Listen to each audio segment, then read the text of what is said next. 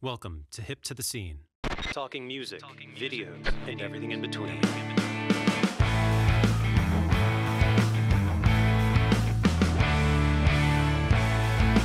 Greetings, everybody. My name is Andy Gessner, welcoming you to episode 9 of Hip to the Scene.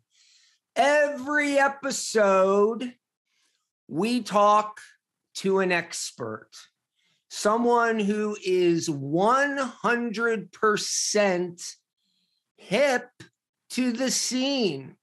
And they are fully qualified to answer the question that we know for sure talented creatives all over the world are looking to have answered. So, for episode 9 of Hip to the Scene, we are not messing around. Here we go, folks. It is singer-songwriter Bruce Sudano. He is here to shed light on one of the deepest, most harrowing questions to be asked yet.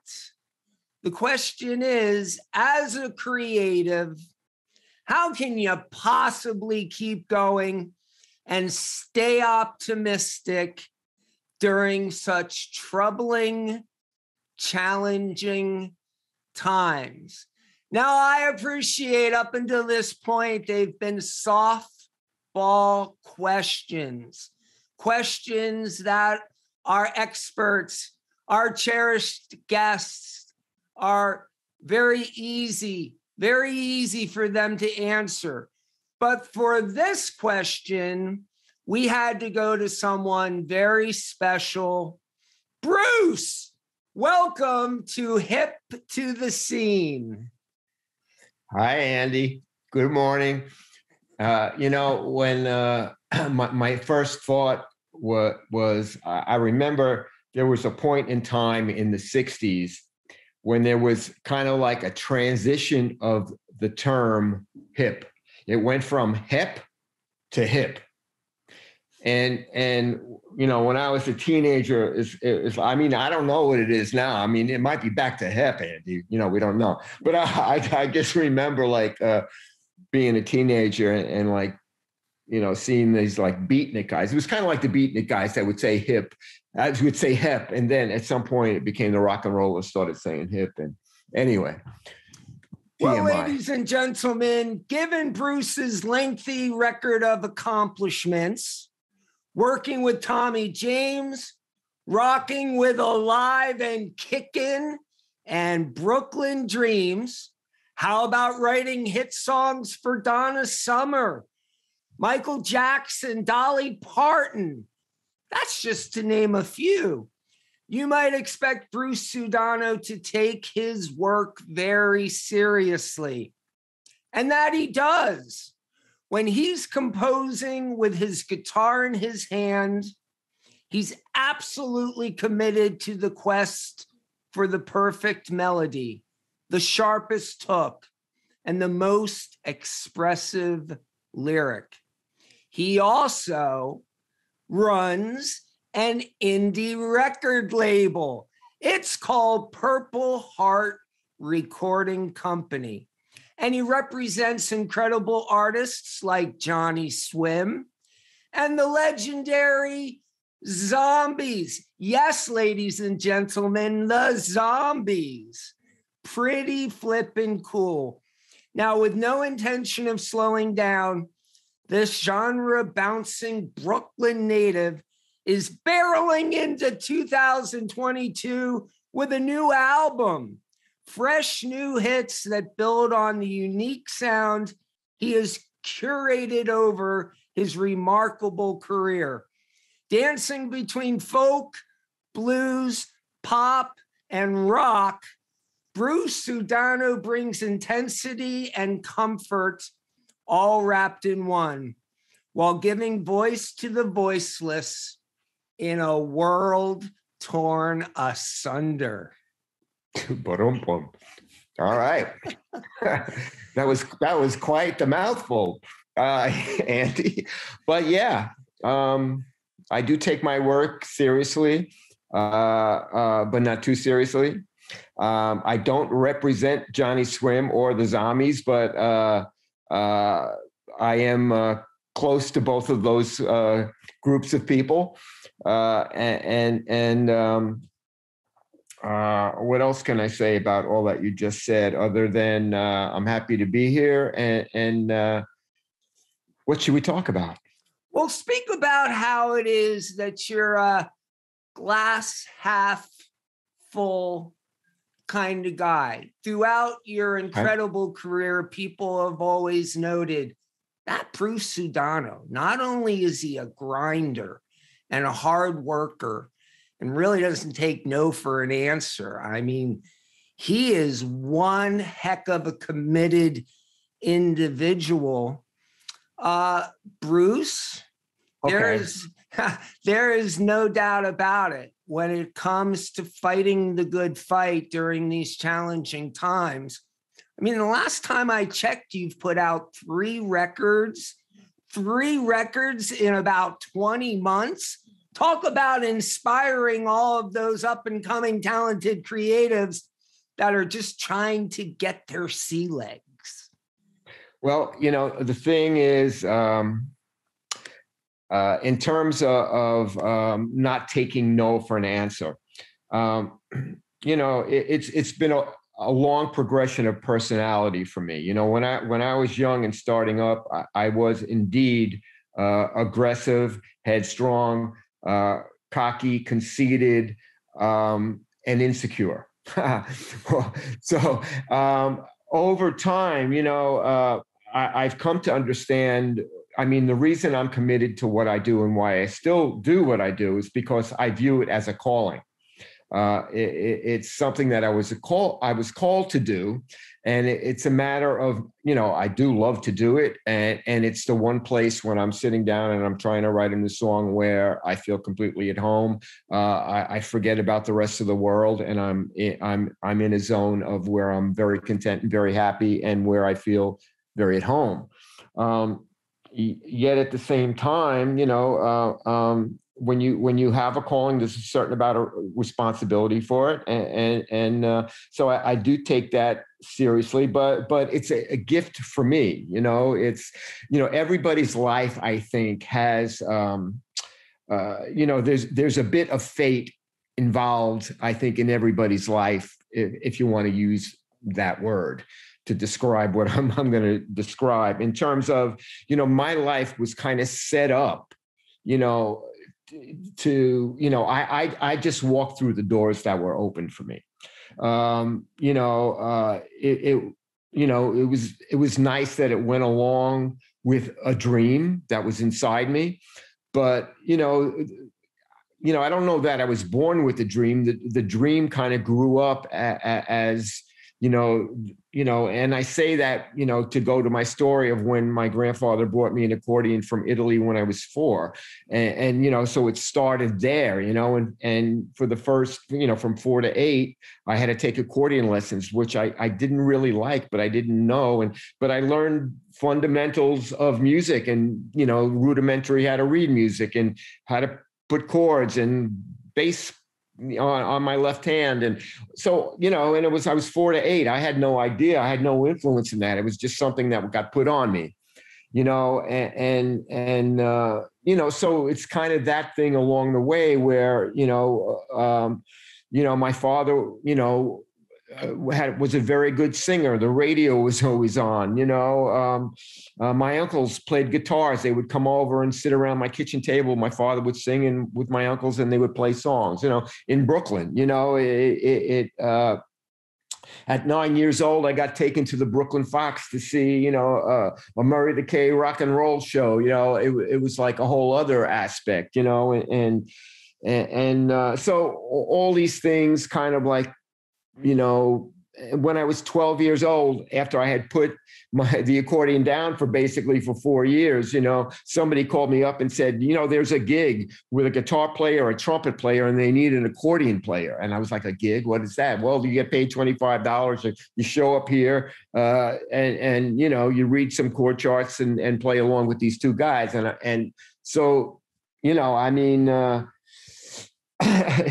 so it's kind of started there, and it's taken me all this way down the road in many different phases of the music business. I was started putting bands together and I play in clubs and through that I met Tommy James, and he took me into the recording studio, and I got to sit under his wing, and I got to co-write a song that he had some success with. He produced my band, and we had a hit record. All the while I'm learning and going and just walking through open doors, and that's not to say I'm not knocking on doors. I am. Well, Bruce, it's been said the past is history. The future's a mystery. All we have is the present. That's why it's a gift. I'm trying to tell these talented creatives, stop with the what am I going to be doing moving forward? And yeah, but I did this in the past. Can you please talk to these talented creatives and tell them why it is so important to stay in the present? Because that's all you really have, is the now, and to be present in the moment, because you have to take what that moment is giving you, and you also have to put back into that moment what you're getting to give. So yeah, it's important to stay, but also at the same time, you have to dream about the future. I mean, that's, where do I want to go? Where am I going? We don't really know. Where have I been? So, where have you been? Put you in the present. And part of being in the present is looking to the future. So it's all part of it. But you mentioned that I put out 3 records in the last 20 months, I think you said. I mean, I don't know if that's, it sounds good. It's probably about right. Well, and that comes from trying to make the best of a bad situation, and I think that's what we've all had to do in this last couple of years. And quite honestly, I mean, the longer it's gone, the harder it's been to navigate, because I kind of went into it feeling like, okay, let's see what we do with this. And so I was, productive, but who the heck expected it to go this long? So now it's like been a time of having to cancel shows and do that. And do I have anything left to say? And what do I want to write about? And really not much, right at the particular moment. So I just get up every day, and do what I have to do in the day, try to spend a little time on the guitar, see if anything inspiring comes. I'm in the studio with Randy Ray. We're working on a new one. It's a new song, not a new album, but it's and like that. So I'm rambling. No, it's beautiful, Bruce. Ladies and gentlemen, watching this transmission of Hip to the Scene, when Bruce and I first became friends, everything was normal and nothing was weird. There was a record coming out that absolutely floored me. Spirals, Volume 1, not a straight line to be found. And all of a sudden, I'm a super fan, and I'm finding myself falling into these songs And before you know it, holy moly, it's Spirals Volume 2, Time and the Space in Between. And I'm thinking to myself, this guy is a songwriting dynamo. All these songs, so wonderfully crafted. They hit you hard. These songs, ladies and gentlemen, they give voice to the voiceless. And now, here we are, Ode to a Nightingale. Bruce, just so you know, I am an amateur ornithologist, and there is no bird out there that sings like the nightingale. Amen. You know, yeah, the nightingale is really an interesting bird because I knew very little about it. But then I had to do some research. And it's, you know, the funny thing is the nightingale is not a pretty bird. It's kind of a scruffy little, you know, bird, you know, but it has this amazing gift to sing beautiful melodies in the night.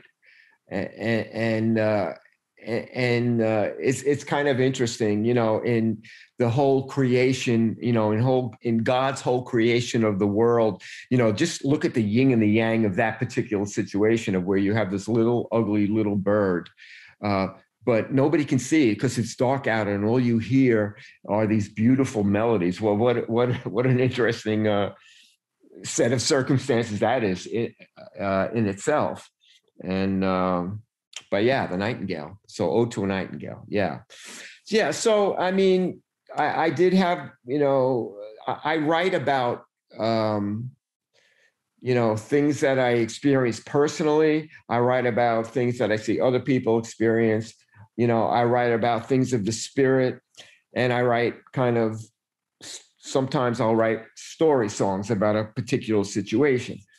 And so that gives me a lot of areas to draw from. You know, Spirals Volume 1, you know, I've been in this incarnation of Bruce Sodano, singer-songwriter, since 2012, when my wife passed away. And you know, so it's been an interesting evolution for me. I've always been a guy that's, you know, been in a band and never really been the guy to go out solo and sing and play. And so that's been an interesting new challenge for me at this point in my life. And it's been fun. And you know, I see myself growing in it, which is kind of fun. You know, so Spirals Volume 1, it's, you know, there are still some songs about, I wrote a lot about loss. You know, in the past, starting in 2012 and coming forward. So Spirals Volume 1 was kind of like a transition. So it's kind of like the end of writing about loss, and I came to the end of that cycle. And then Spirals Volume 2, you know, at the same time, it was like I fell in love again.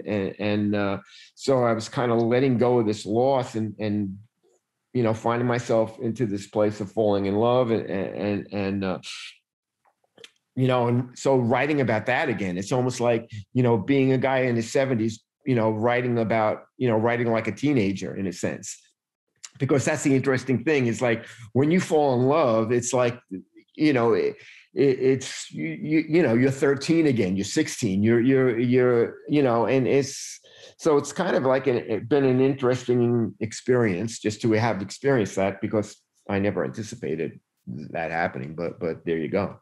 Well, you know, ladies and gentlemen, you got to figure after 32 years. Yes, you heard that correctly.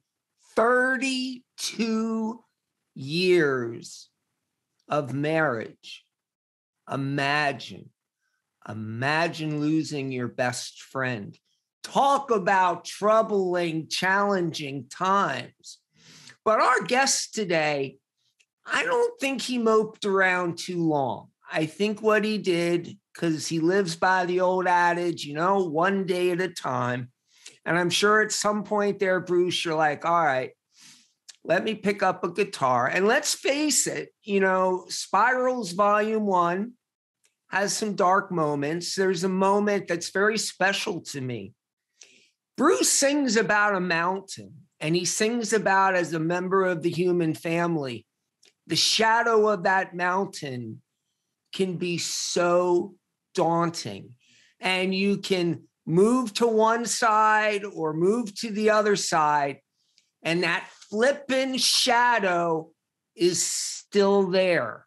So Bruce goes through Volume 2. He ends up at Ode to a Nightingale, and there's a new light. There's a new love. Bruce, it seems like you're doing great. I'm doing as good as I can be doing. Yeah. Yeah. So the thing that, also what is going on the lyrical side, there are those kind of things that I'm, speaking about, but on the musical side, I'm also continuing to find where I move that way. I've had a long history. I grew up in Brooklyn, and I grew up at a time when I wanted to be a Brill Building songwriter. I wanted to be a guy that was, I wanted to be Neil Diamond. I wanted to be Carole King. I wanted to be Leiber and Stoller. I wanted, I did that. So while, so when you're a guy with an acoustic guitar, it's like, how do you place yourself? How do you place yourself in the marketplace? So, the first place for me to go was playing small clubs and playing folk clubs, and it was like, okay, so am I now a folk singer? And a lot of these earlier records were pretty stripped down and pretty basic. But as I got to Ode to a Nightingale, I started re-exploring, my pop roots, which at the core of who I am and what I do is I'm a pop songwriter. I can dip into R&B, I can dip into country, I can, but at the essence of what I do is I write pop songs, and some are darker than others and some are folkier than others and, some are more rhythmic than others, but I'm a pop songwriter. And so I kind of, with Ode to a Nightingale, leaned back into my pop vibe. And so the production is a bit more poppier and there's more harmony vocals and like that. And so it keeps it interesting for me, and I feel like I'm, using all my muscles as I move forward.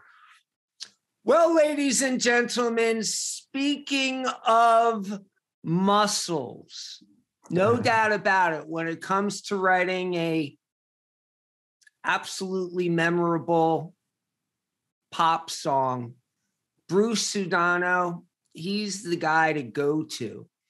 But what you might not know, ladies and gentlemen, Bruce is a superhero. There he is. And Bruce is deserving of his superhero status. Now, I'm sure, Bruce, it might make you feel a little uncomfortable, but you got to know that my Super Bruce gives me inspiration every day. Nod your head, Bruce. Yep. Because look what it says there, ladies and gentlemen. It says, keep doing what you're doing.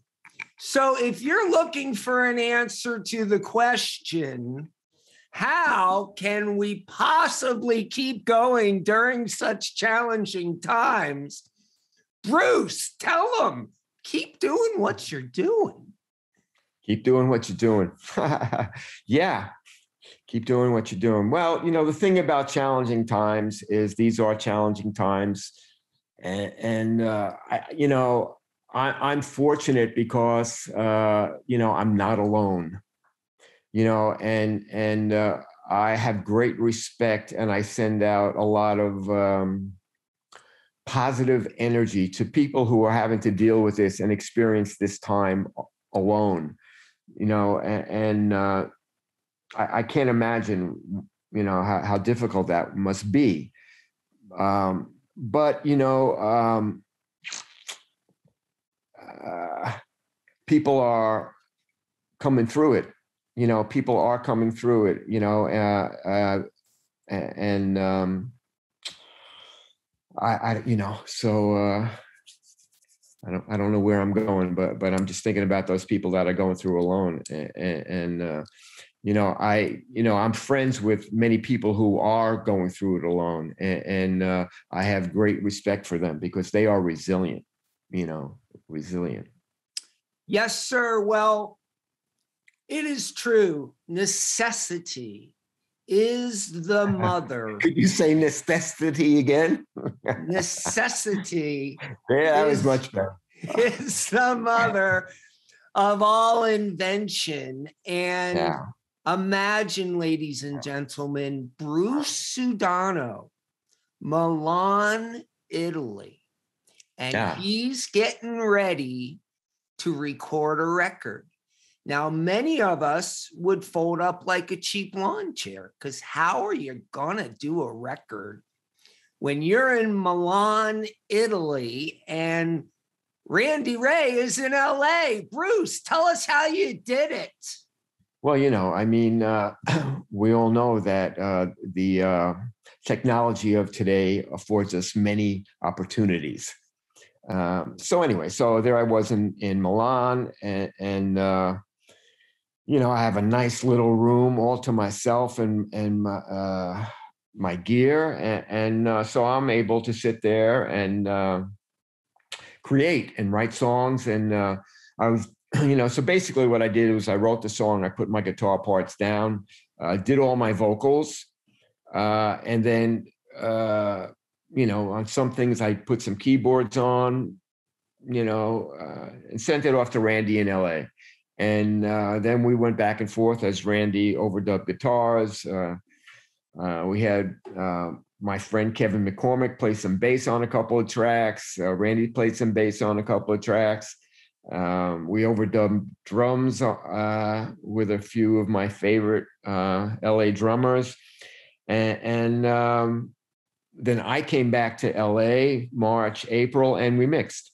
And so that's how I was able to do that record. And, one of the reasons why I was able, to be so productive in this time period is that when I'm in LA, when I'm in Milan, let me say, I have a very open life because basically I'm there with Francesca, my wife. She's a gallerist. She has a very important art gallery in Milan. And basically she's gone all day until 8 o'clock at night. And I'm able to trip around our apartment and trip around Milan, time zones away from most of the people that I deal with on a day-to-day basis. So I'm really free and I have a lot of space and a lot of time to read and digest and conjure up. And, there's a really old Catholic church right across the street from where I live. And, I'll go for a long walk and end up my walk there in the church. And I'll just sit there and talk to God and I have a beautiful baby grand piano in the apartment.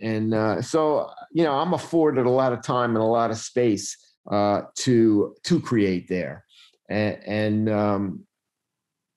So I think that's why I tend to be so productive there. Also, the city is very inspiring. Milan is a city that has a great pace. It's people who are, on their way to go here or go there. And, but at the same time, it's not overwhelming. It's moving, but it's not too frantic, so. Well, ladies and gentlemen, if you're not aware, Milan, Italy is the European hub for culture, art, and fashion. Yeah, this is right, Bruce. This is exactly right. There's, there's frequently, I've never expected that I would be going to as many art openings as I do, or fashion shows as I get to go to. And Milan, there's a lot of great architecture. Milan is kind of a hidden city, because on the surface, it just appears that it's buildings, buildings after buildings, and the buildings, it's a bit of a mishmash, because some buildings were blown up in the war, and they've been rebuilt. And then, so there's old building. But the thing about Milan is that it's a city of gates, city of doorways. So you go, there'll be this beautiful doorway, on this building, and you just open that doorway and walk in, and you come into this whole world, this whole courtyard of amazingness that you would never know existed if you didn't walk through these doors or into these gates. So Milan is a city of hidden treasures, I like to say. And there's a lot of art there. There's a great respect for art there, and an appreciation for art. There's a lot of philosophy that goes on in Milan. There's a lot of deep thinkers in Milan, and there's also a sense of a moral code of where of course people want to make money, and there's that sense there, but there's a respect for the art, and a respect for the intent of what the art is trying to say, beyond okay, this is just a 3-minute ditty you can dance to. What is he trying to say? And he said it in a nicely poetic way, and there's also, a couple of Italian artists who I was unaware of before I started, living in Milan. One in particular, whose name is Lucio Battisti, who is a singer-songwriter who co-wrote with his lyricist, whose name was Magol. I got completely engaged in him, and, was, Google translating all the lyrics, and such beautiful poetry and inventive ways to and beautiful ways to express things. So, I found it really inspiring. And so, yeah. Well, Bruce, we love you here in New Jersey because we know how important faith is to Bruce Sudano, and a lot of the talented creatives that I come in contact with, they're down, they're depressed, they're feeling like there's no real path forward. Bruce, they're obsessing about the roadblocks, and they're not listening to me. I'm saying, hey, sport, there are many paths open to you right now. You just have to find them, and you have to follow those paths. Now, on Ode to a Nightingale, you open up this record and you take us on a cosmic ride. I'm glad that you point that song out, because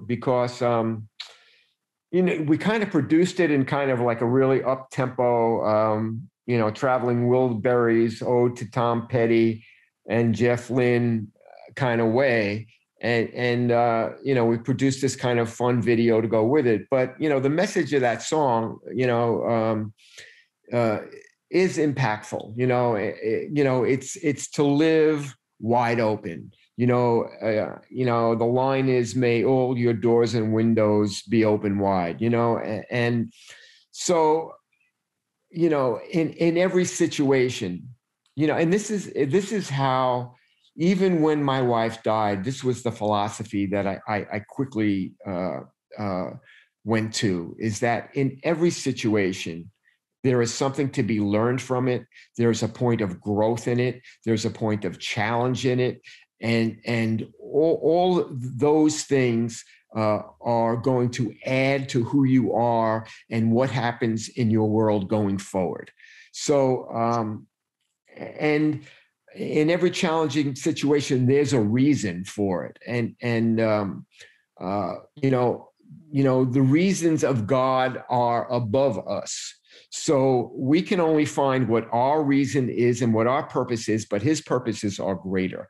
So when you put your faith in that, which is what I'm not saying it's easy to do, but that's what I try to do and where I try to live.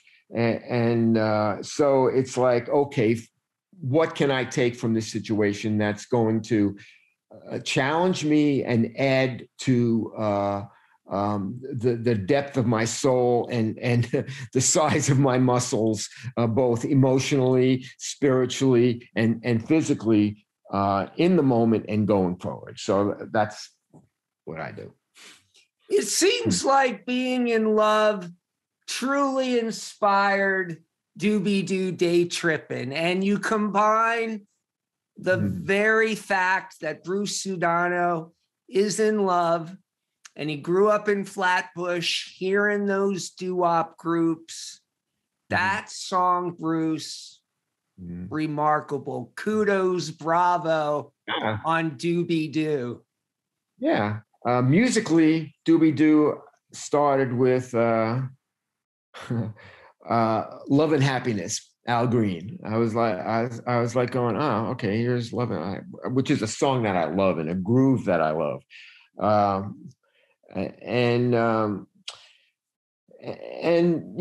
It's like it's sometimes difficult for me to write easy songs, because easy songs are hard. It's hard to be simple, I would say. So that was kind of I was pulling from, the emotion of Saturday in the Park and Groovin' by the Rascals, another one of my favorite songs. And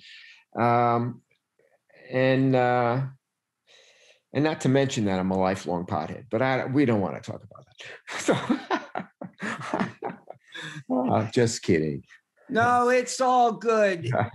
We all need something to help us get through our sometimes trying days. Yeah, and that's right. One thing I can suggest to everybody watching this transmission of Hip to the Scene is to check out Bruce Sudano's music. It really is outstanding. Bruce, I want to share with you a story that speaks directly to the authenticity and the warmth of your first wife. Is that okay? Please do. Okay. It's the late 70s. Bruce and Donna had met and they had fallen for each other. And at the same time, ladies and gentlemen, after 30 years of marriage, Mr. and Mrs. S, yes, Mr. and Mrs. Sudano, decide they're gonna call it quits. So what does a talented songwriter do when something like that happens? Heck, they write a song about it. So Bruce wrote Starting Over Again. And this song is going to outlive us all, ladies and gentlemen. Doesn't matter when it is or who you are. If you've had a similar situation, this song is like a prescription to help you feel better. So Mr. and Mrs. S are going through this difficult time, and Donna Summer is slated to sing MacArthur Park on The Tonight Show with Johnny Carson. Everybody watched The Tonight Show with Johnny Carson. And why was Donna going to sing MacArthur Park? Well, it was her brand new single. It was going to be her first number one Billboard smash. But Donna said, no, I'm going to sing Starting Over Again. So Bruce said to Donna, no, the record company's going to insist you do MacArthur Park. That's the big single. And I really don't think singing Starting Over Again, which talked all about Mr. and Mrs. S, I don't think you singing that song is going to do any good. And what did Donna do? She gave you the icy eyeball and she said, I'm going to do it anyway. And she did. And the next day, Dolly Parton's people reach out to the Donna Summer team and say, Dolly wants to record that song. Is that about as close as I could have gotten to telling this story correctly? I think so. I think that what you have to make clear maybe though is that Mr. and Mrs. S were my parents. Yes. So my parents had been married for 30 something years and were getting a divorce. And I was in the back bedroom working on this song. Donna stuck her head in the door and said, you need a line about all the king's horses and all the king's men in that song. And I want to thank you very much. But yeah, that's the story. That's how it happened. And the thing that Donna said to me when I said to her, but why would you do that? And she said, because maybe if I do, your parents will stay together. And that was her heart. This was Donna, the most amazing person, with a gigantic heart and great empathy. She had a lot of greatness in many areas. So, yeah. Could it be argued that many just international superstars, they would forego starting a family, especially at the pinnacle, the apogee of their success? Mm. And yet, what would the world be without Amanda and Brooklyn and Mimi? Yeah. OMG, Right. as the kids like to say. Y'all did good with those kids, Bruce. Thanks, Andy. Yeah. I think we did, grace of God, but they're really good people, and it's fun for me. This is a large part of why I'm here in LA, is because when I'm here in LA, I get to see, Brooklyn and Amanda and their children, and I don't get to Nashville as much where Mimi is, but I certainly do a couple times a year. So I get to see her kids and Mimi, and when we can, we all get together, and which is sometimes difficult because we're all moving in different directions, but we always find time to reconvene one way or another. But yeah, my kids are special, and when Donna and I got married, we made a commitment, and we both respected and took our commitment seriously. And we were of the philosophy that family was more important than career, that everything had a place, and that there was a balancing point, and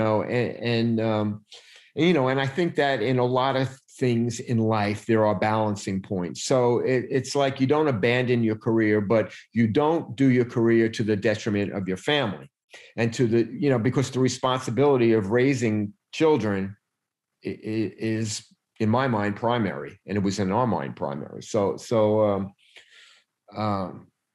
was an interesting time where, I had actually put out a solo record in 1980, the year that we got married.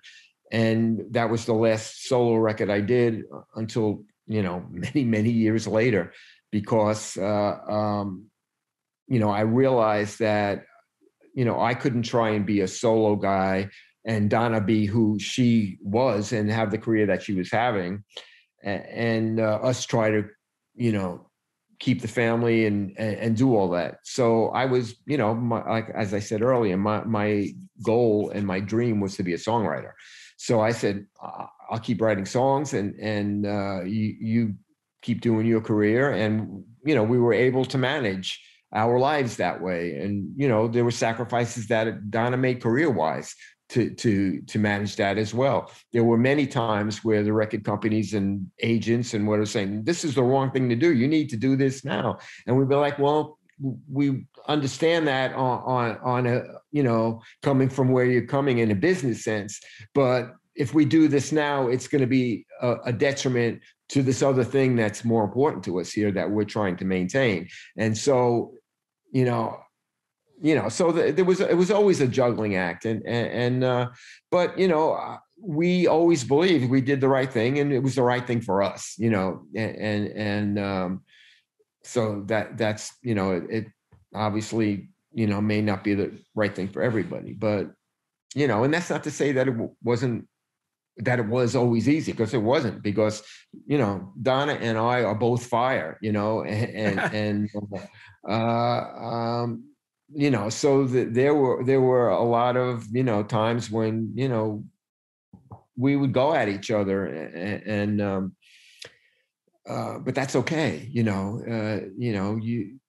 That's what relationship is about. And so anyway, we were able to do it, and my daughters are great. And Johnny Swim is a great act. They have a new record coming soon. They're going to get back on the road in March, and they're itching to get out there. And Brooklyn is a successful working actress, and she's busy co-directing right now with Roger Ross Williams, a Donna Summer documentary, which is a tremendous challenge.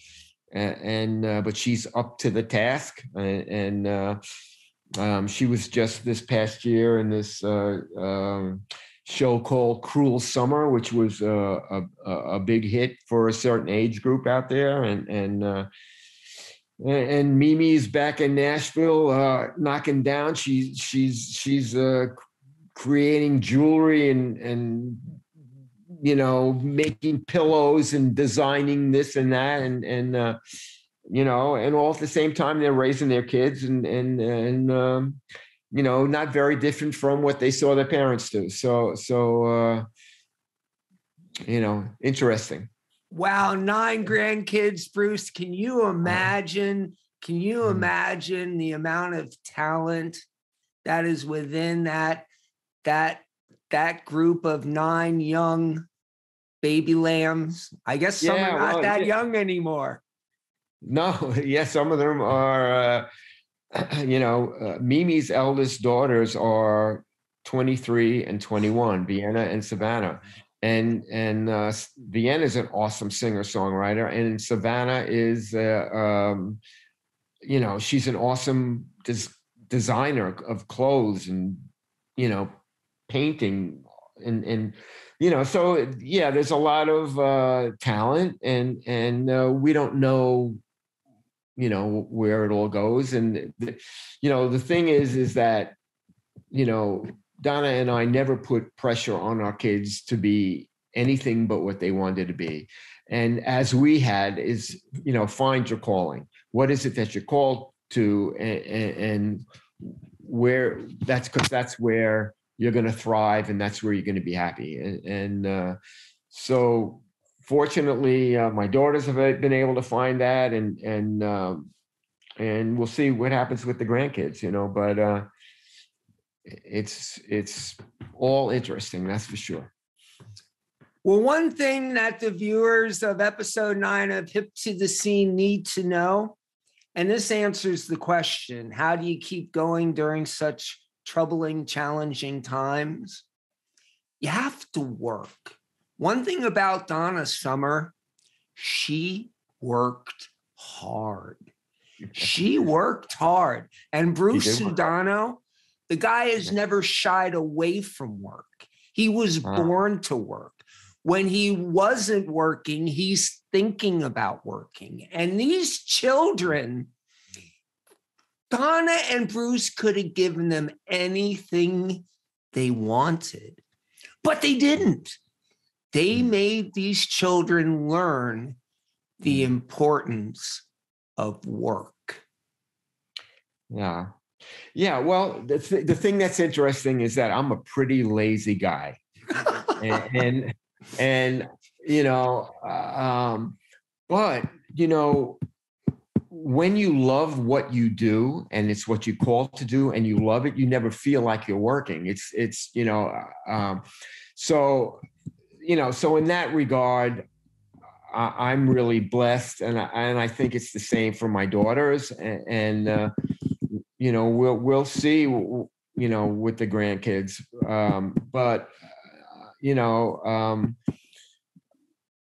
you got to work. You know, but work at what you love. If you're lucky enough to find that place of calling, you know, whether it's with computers or whether it's, you know, construction, whether it's, you know, fighting a fire or, you know, installing a bathroom, you know, it's like, you know, everybody has a different calling, you know, and that's where you thrive. So hopefully you find that place. All right, Bruce, it's time for some plugs. Plugs for my hair? No, sir. You're one heck of a specimen of manhood, my friend. I got to tell you that. But plugs, yes. Spirals Volume 1. Yes, it came out in April of 2020. But ladies and gentlemen, this is a must-have record. Spirals 2. Yet another must-have record. These are thoughtful songs that grapple with grown-up struggles, you know what I'm saying, Bruce? Existential, yes, questions. You're good at that. And the difficulties of maintaining relationships in a world that often seems to be spinning out of control. But with Ode to a Nightingale, there's a whole new vibration. So whether you get Spirals Volume 1 or Spirals Volume 2 or Ode to a Nightingale, all 3 records can be found and purchased at brucesudano.com. You're gonna be better off. Or you can stream them on Spotify or iTunes or stuff like that. Yeah. Ladies and gentlemen, you have your charge. You have just found your brand new favorite artist. And one thing to keep in mind is back in the day, you had the record labels. You had them gumming everything up. Illegitimi non carborundum. Nowadays, everybody, you don't have to worry about the record labels because just Bruce and I both know the record labels are Nowheresville. So if nothing else, celebrate your independence. Yeah. Amen. Amen to that. We are free. How much longer till the new record, Bruce? Oh, I don't know. I think, you know, right now, actually tomorrow, I don't know when this airs, but we're at January something here. We're at January 24th. We're taping this. And tomorrow, the video for the single Fatal Love off Ode to a Nightingale debuts. And that's going to be another little quirky little Super Bruce Honey the Cat vibe. And I am currently in the final stages of finishing the video for what will be the next song to come off Ode to a Nightingale, and it's the title track, Ode to a Nightingale. And I'm working on that video with Furio Gans, the Italian visual artist who also worked on in Shadowland from this album. There's more to come from this record, you know. So I don't know how far this record is going to go as it leads me into the next record. I don't know. My next season is going to be playing live.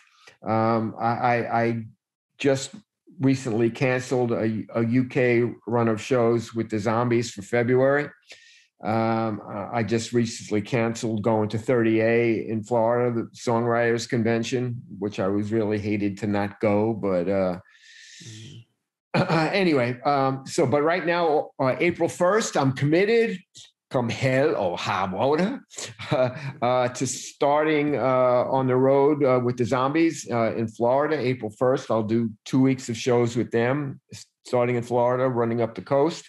I'm getting to play the Ryman Auditorium in Nashville for the first time, like April 13 or something like that. And then from there, I continue on a run of shows with another singer-songwriter, Jesse Terry, and we're going to continue on up in the East Coast. And then I'm going to get to New York, New Jersey area, and by the end of February, beginning of May, and I'm going to be playing up there. So my big challenge is getting some people to come out and see me. Come and see me. Maybe we'll do a sing-along. Maybe, maybe we'll, I don't know. But I'll definitely be playing some songs, telling some stories, and looking to meet some folks and say hey as we transition out of COVID. That's what I'm believing for now, transition out of COVID. So that's all I got to say. Well, ladies and gentlemen, what a pleasure and what a privilege for your pal Andy to be able to speak with the one and only Bruce Sudano. Thank you, Bruce, for being here. It's very much appreciated. Hey, my pleasure, Andy. Thanks for all you do. Keep the faith, and I'll see you around the block. Yes, sir. And thanks to everyone watching Hip to the Scene.